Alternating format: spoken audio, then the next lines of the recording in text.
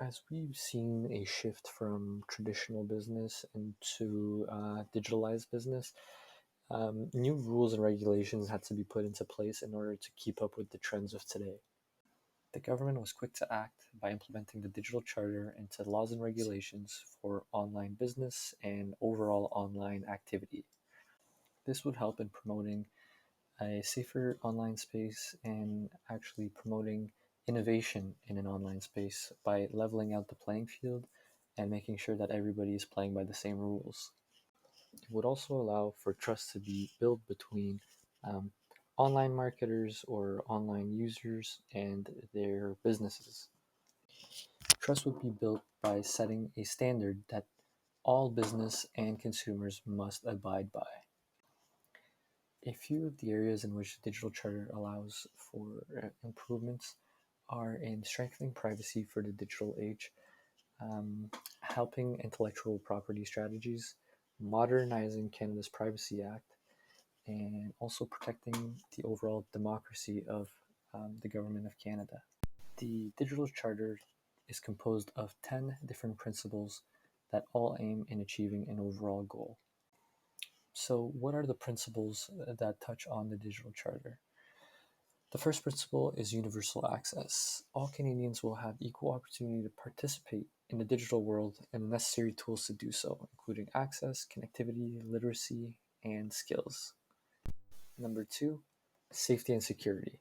Canadians will be able to rely on the integrity and authenticity of the security of the services they use and should feel safe. Principle number three, control and consent. Canadians will have control over what data they're sharing, who is using their personal data, and for what purpose is that data being used. Their privacy must always be protected. Principle number four, transparency, portability, and interoperability. Canadians will have a clear and manageable access to their personal data and should be free to share or transfer it without any undue burden. Principle number five, open and modern digital government. Canadians will be able to access modern digital services from the Government of Canada, which are secure and easy to use. Principle number six, a level playing field. This is probably the most important one in terms of promoting data innovation and protecting Canadian consumers from market abuses. The Government of Canada will ensure fair competition in the online marketplace to facilitate the growth of Canadian businesses and affirm Canada's leadership in digital and data innovation.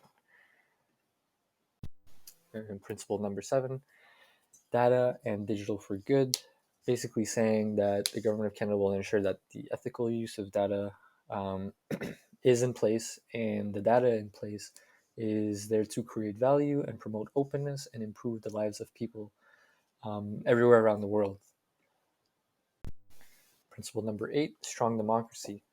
The Government of Canada will defend freedom and expression, protect against online threats and disinformation designed to undermine the integrity of elections and democratic institutions.